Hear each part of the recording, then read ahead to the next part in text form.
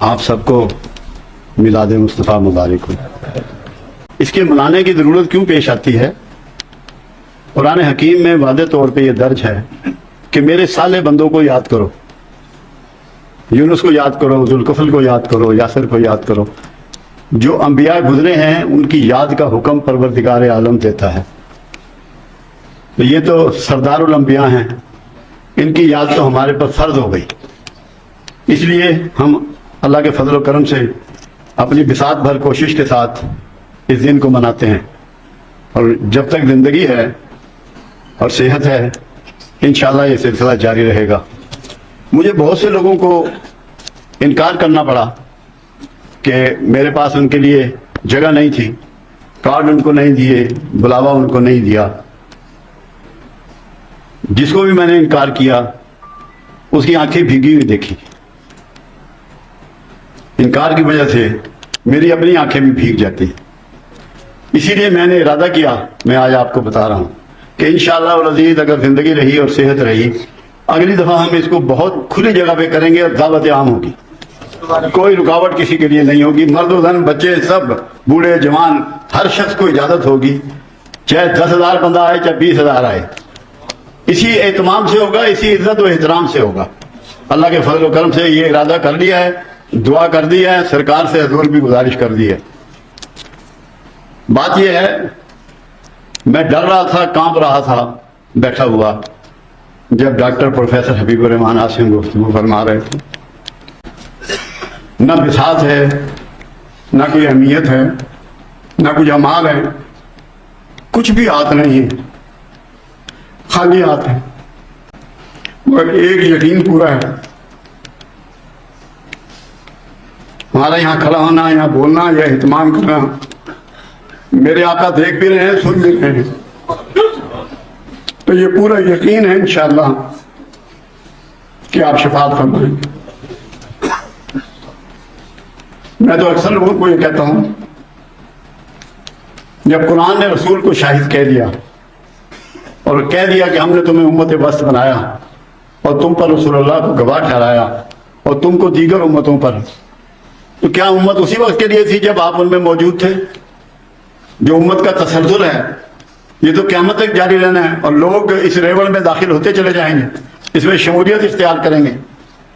تو کوڈ میں اللہ سمجھاتا ہے ساری باتیں، جیسے اللہ خزانے جو ہے نا جواہرات کے، گیسز کے، پیٹرول کے، وہ پہاڑ کی سطح پہ کبھی نہیں چھوڑتا، پہاڑ کے سینے میں دفن کرتا ہے کہ تم محنت کرو، کوشش کرو، غور و فکر کرو، جد و جہد کرو، جستجو کرو اور انہیں ڈگ آؤٹ کرو۔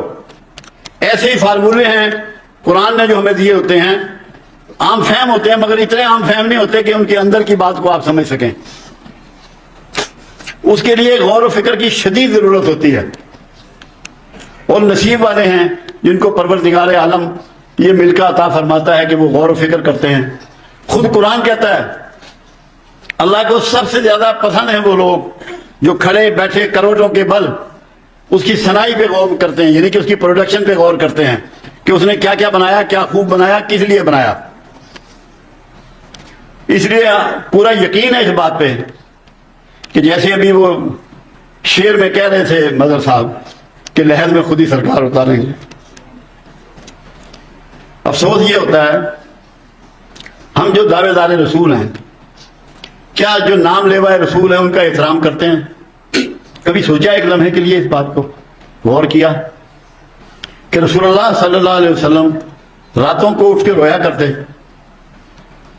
آپ کے پاؤں متورم ہو جاتے، سوج جاتے، سینے سے ایسے آواز نکلتی جیسے ہانڈی کھول رہی ہو درد امت میں۔ اپنی ذات کے لیے میرے آقا نے کبھی کوئی دعا نہیں کی۔ کم سے کم اسی سنت کو اپنا لو کہ دوسروں کے لیے دعائیں مانگا کرو، اپنی تنہائیوں میں، اپنی راتوں کو، اپنے سجدوں میں۔ خود غرضی کو چھوڑو، اللہ کے رسول نے سکھا دیا کہ خود غرضی کوئی چیز نہیں ہے۔ اللہ کے رسول امت کے لیے بخشش مانگ رہے ہیں، امت کے لیے فلاح مانگ رہے ہیں، امت کے لیے رحمت مانگ رہے ہیں، اپنے سیلف کے لیے تو کبھی کچھ مانگے ہی نہیں۔ کیا کوئی شخص کہہ سکتا ہے پوری یونیورس میں کہ رسول اللہ صلی اللہ علیہ وسلم پہ جتنے مصائب گزرے، کیا ایک لمحے بھر کو ان کی زبان مبارک پر ان کے کسی اشارے سے یہ انداز ہوتا ہو کہ انہوں نے شکوہ کیا؟ ہم کہتے ہیں ہم عاشق رسول ہیں, ہم رسول اللہ سے محبت کرتے ہیں. کون سا ایسا شکوہ ہے جو دن رات ہم نے جاری نہیں رکھا ہوا؟ حکمرانوں کے خلاف شکوے ہیں. یہ نہیں سوچتے حکمران بننا کس کا فنکشن ہے, کس نے بنایا اس کو حکمران؟ حکمران کون بناتا ہے؟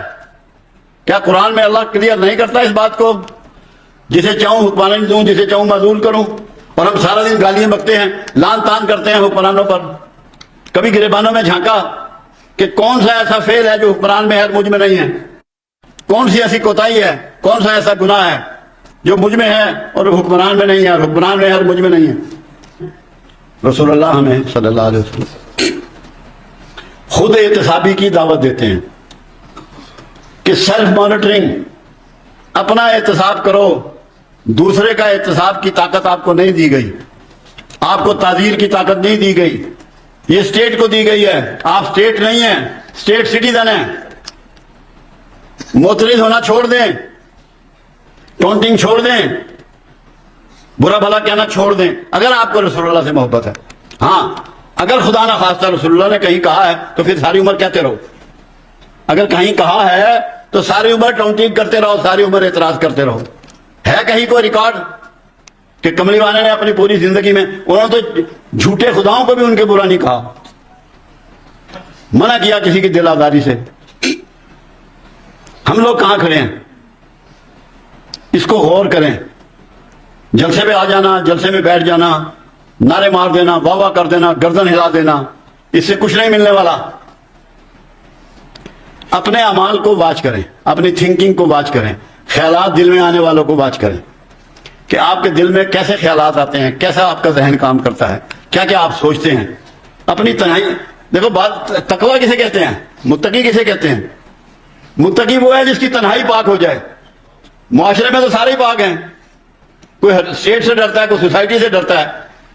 تقویٰ وہ ہے کہ جس کی تنہائی پاک ہو جائے, تنہائی پاکیزہ ہو جائے. برا خیال بھی آئے تو اس کو جھٹکے کہ یا اللہ یہ خیال میرے نفس نے مجھے دیا ہے یا شیطان ملعون نے دیا ہے. کوشش کرے, اپنے آپ کو احتساب شروع کریں. اب درویشی کی بات ہے, ہمارا سلسلہ بھی تصوف سے جڑا ہوا ہے. تو بنیادی ٹیچنگ کیا ہے؟ Self monitoring and self negation. اللہ کے رسول نے کہا کہ محمد صلی اللہ علیہ وسلم اپنی خواہش نفس سے کوئی بات نہیں کرتے, جو ہم انہیں کہتے ہیں وہ تم تک پہنچا دیتے ہیں. خواہش نفس موجود نہیں ہے کملی والے کی, اور ہماری زندگی خواہش نفس پر ہے. تو کون سی سنت ہے جو ہم پوری کر رہے ہیں؟ کون سا عشق مصطفیٰ ہے جو ہم اٹھائے پھر رہے ہیں؟ کم سے کم خواہش نفس تو چھوڑ دو. اللہ کو کہنا پڑا قرآن حکیم میں کہ محمد اپنی مرضی سے کوئی بات تم تک نہیں پہنچاتے, جو ہم انہیں کہتے ہیں وہ تم تک پہنچاتے ہیں. یعنی کہ اللہ نے بتا دیا کہ یہ انٹائرلی ڈی سیلف ہے, انٹائرلی ڈی سیلف ہے. تو اگر ہم اخلاص کی کوشش نہیں کرتے, اب اسی طرح ہے, ہم تعوذ پڑھتے ہیں, اعوذ باللہ من الشیطان الرجیم, اے اللہ مجھے شیطان رجیم سے اپنی پناہ میں رکھ. مگر ایک تعوذ اس سے بڑا ہے, وہ بھی قرآن میں درج ہے. ایک تعوذ اس سے بڑا ہے, قرآن میں درج ہے.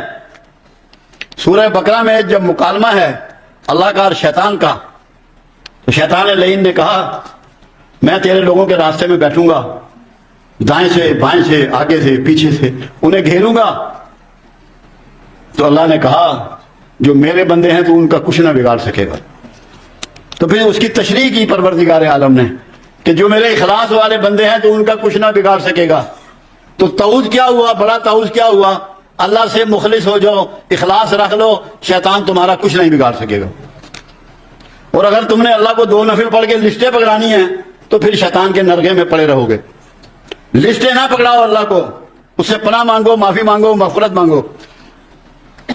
ایک شخص مسجد نبی کے گیٹ پہ بیٹھا ہوا اونچی اونچی آواز میں دعائیں کر رہا تھا کہ یا اللہ میری عمر اور مال میں اضافہ فرما. رسول اللہ صلی اللہ علیہ وسلم پیچھے سے گزر رہے تھے, آپ کھڑے ہو گئے اور اس کو دیکھتے رہے. اس کے بعد آپ نے 3 دفعہ دہرایا.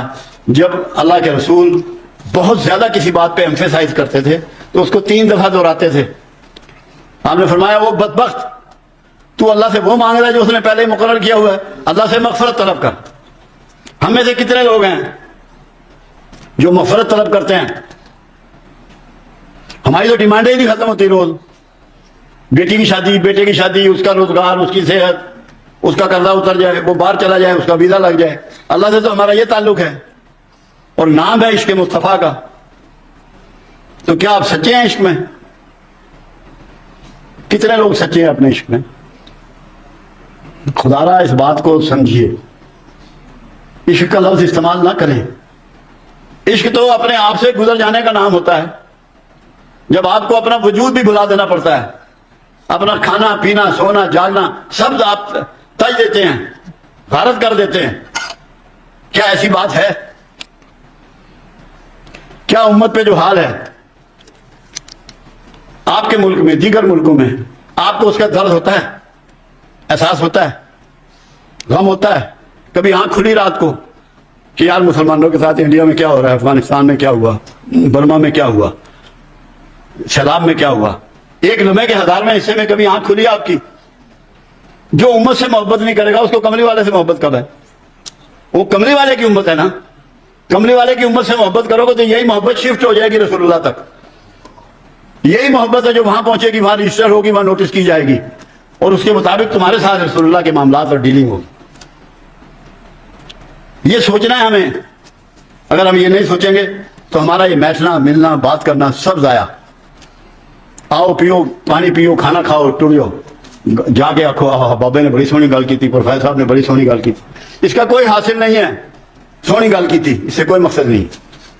ایک کوئی پوائنٹ پکڑ لو اللہ رسول کی خاطر، ایک پوائنٹ. زیادہ زندگی مت بدلو اپنی. اللہ کے رسول نے اتنی بڑی نبیذ ایک دی ہے، اسی کو سمجھ لو. اصحاب رسول تشریف فرما ہے تو آقا نے فرمایا اگر آج تم دین کا 10واں حصہ چھوڑ دو گے تو ہلاکت میں پڑ جاؤ گے. اصحاب رسول کو فرما رہے ہیں رسول اللہ صلی اللہ علیہ وسلم.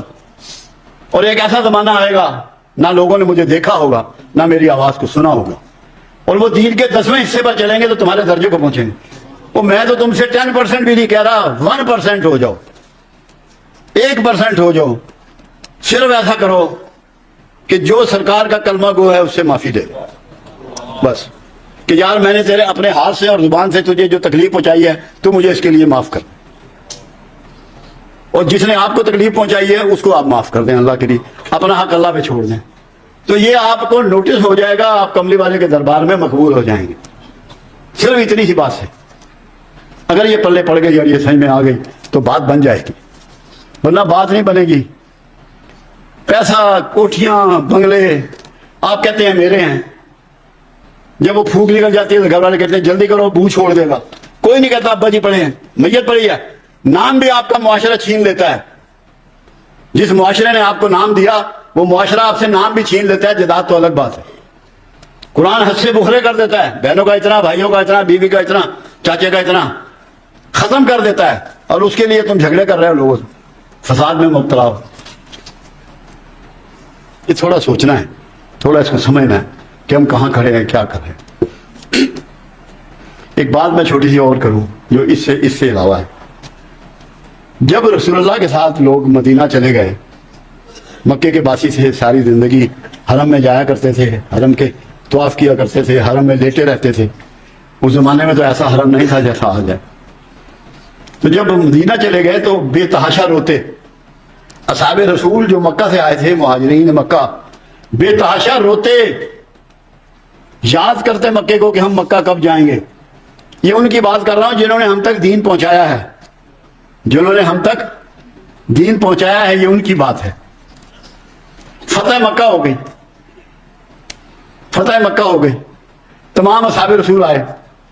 مگر آپ مجھے بتائیں کیا ایک بھی وہاں ٹھہرا؟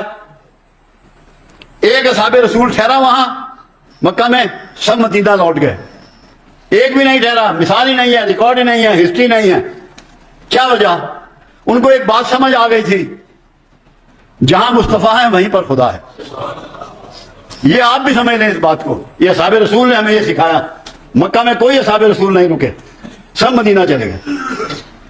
تو جہاں پر مصطفیٰ ہے وہیں پر خدا ہے. آپ اپنے دل میں مصطفیٰ کو بسا لیں. اگر آپ کے دل میں مصطفیٰ بس جائے گا تو اللہ وہیں اتر آئے گا. اللہ کا بھی مرکز آپ کا دل بن جائے گا. اور جیسے کہ اللہ کے حبیب صلی اللہ علیہ وسلم کا فرمان ہے मोमिन की फरासत से डरो कि अल्लाह के नूर से देखता है, तो नूर उसके सीने में उतर आता है। तो थोड़ा सा इस अंदाज में भी जिंदगी को देखने की कोशिश करें।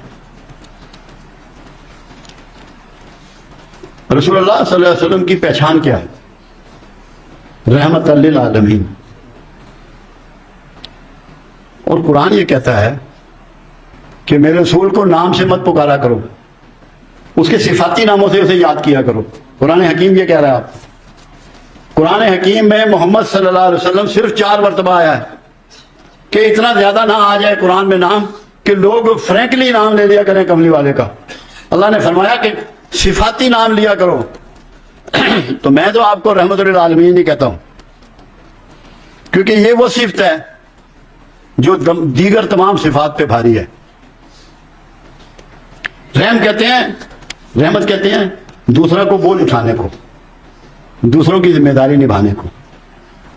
इस सिफत के तहत आप पूरी कायनात में तमाम उम्मतों की बख्शिश करवाएंगे, क्योंकि इतनी वसी रहमत है आपकी कि सबकी बख्शिश करवाएंगे। आप रहमत में से हिस्सेदार बनना चाहते हैं सब। मेरा ख्याल है कोई भी ऐसा नहीं है जो रहमत में हिस्सा नहीं चाहता। तो अगर रहमत में हिस्सेदार बनना चाहते हैं, सबसे पहले अपने घर वालों से अच्छा सलूक करें।